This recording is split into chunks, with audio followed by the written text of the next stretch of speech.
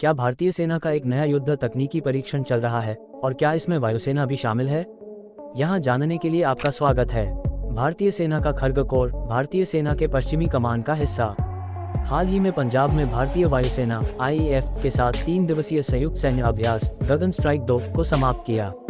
गगन strike 2 का मुख्य उद्देश्य भारतीय सेना की मैकेनाइज्ड इकाइयों को परिष्कृत करना और विकसित भूमि में हमले के होने की पुष्टि करना था।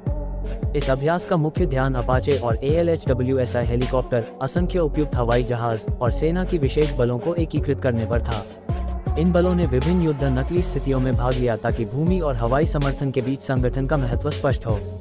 खर्ग कोर, जिसे 3 कोर भी नामित किया गया है, भारतीय सेना का एक महत्वपूर्ण टुकड़ा है जो 1971 में स्थापित किया गया था और अंबाला, हरियाणा में मुख्यालय स्थित है, खर्ग के नाम के बाद, जो इसकी हमलावर क्षमता का प्रतिनिधित्व करता है। ये कोर भारत की रक्षा रणनीति में महत्वपूर्ण भूमिका निभाता है, विशेष रूप से पाकिस्तान के खिलाफ ऑपरेशनों के लिए। यह 1971 के भारत पाकिस्तान युद्ध में सक्रिय रूप से शामिल था, जिसमें युद्ध में महत्वपूर्ण भूमिका निभाई गई। ये कोर एक त्वरित मोबाइलाइजेशन बल के रूप में ढाला गया है, जो एक लड़ाई में तेजी से निर्णय लेने की क्षमता रखता है। इसकी प्रमुख हमलावर स्थिति और तैयारी सुनिश्चित करती है कि यह भारत की सीमाओं की अखंडता और स्वतंत्रता के लिए महत्वपूर्ण है। अपाचे हेलीकॉप्टर एक 4 ब्लेड डबल इंजन हमला हेलीकॉप्टर है, जिसे मैकडॉनल्ड डगलस अब बोइंग ने संयुक्त राज्य सेना के लिए विकसित किया।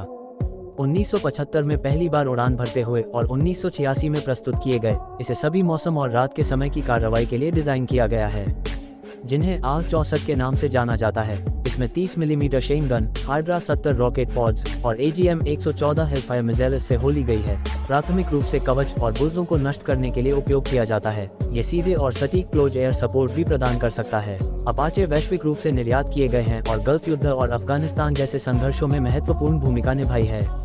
तो क्या आपको लगता है कि इस अभ्यास के बारे में क्या है?